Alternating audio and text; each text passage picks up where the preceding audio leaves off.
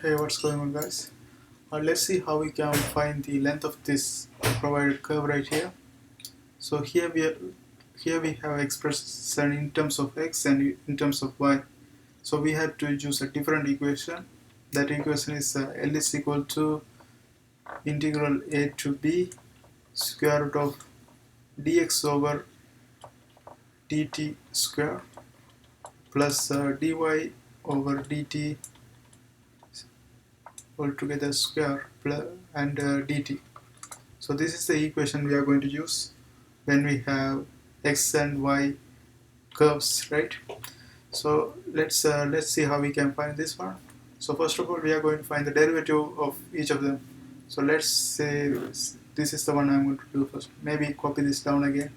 X is equal to 1 plus 3 t square. So if I find the derivative of this one, that's going to be the dx over dt. Dx over dt, that's going to be equal to what? 60 right here. And let's copy the y down right here. Y is equal to 4 plus 2t cube, and if I find the derivative of this one, dy over dt, that's going to give us 6t square. So we have now dx and dt, dy and dx over dt and dy over dt. Now we can go ahead and plug in this equation right here and let's see what happens. So let's do this substitution. So L is equal to integral. Now we have to know the limits of integral that's provided 0 to 1. So that's what here we have to write, and 0 to 1 square root dx over dt square, so that is 60 square plus dy over dt square, that's 60 square square, so 60 square dt. So let's square this one and see what we get. 0 to 1 square root 36 t square plus 36 t power 4 dt, right? And if you notice that we can take 36 t square common, that way we can get that one out of the square root, right?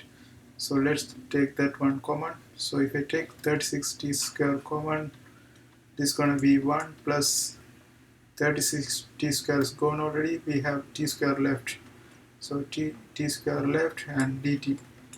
Now let's go ahead and get this 36 t square outside of the square root. So if I take that one outside of square root, that's going to be 60, right? 60, and in the square root we are going to have 1 plus t square dt. So this is what we have, and let's see what we can do now. Now if you see inside the square root we have t square, and the outside of it we have t. So we can do the u substitution right here to solve it. So let's pick up u as 1 plus t square.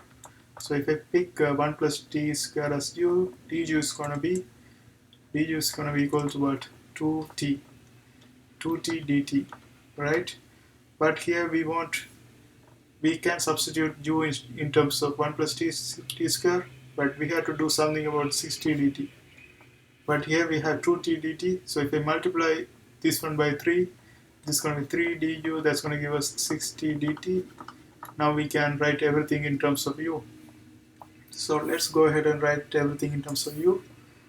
And here we are going to have, and we have to find new limits of integral. To find that one, what we do, we pick the 0 and substitute in terms of 0. So that's going to give us 1. And pick that 1 and substitute in terms of t, that's going to give us 1 plus 1, that's going to give us 2. So the new limits of integral is going to be 1 and 2. So it's going from 1 to 2.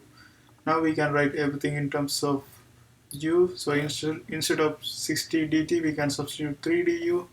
So 3, since 3 is a constant, we can write in front of it. So it's going to be right here. Then du, let's put it right here. And square root inside of square root is going to be u. So instead of writing square root of u, we can write u power half, same thing, right? Now we can do the integration. So if I do the integration, this is going to be 3 u power, so we have to add 1 more to the power, that's going to be 3 by 2. 3 by 2 over 3 by 2, and it's going from 1 to 2. So we can already cancel this 3, and this 2 going to flip around, and that's going to be 2u power 3 by 2, and it's going from 1 to 2. So let's do the substitution. So 2 power 3 by 2 minus 1 power 3 by 2, it's going to be just 1, right? So this is what we have. Now we can go ahead and simplify this one, and that's going to give us what, like 2 power 3 by 2. If you think that's equal to 1.5, it means 1.5, right? So 1, 2 and root 2. So root 2 is 1 power, half power.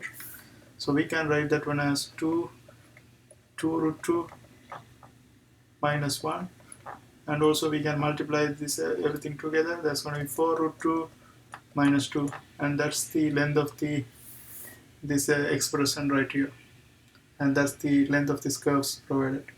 I hope you guys like this video. See you next time.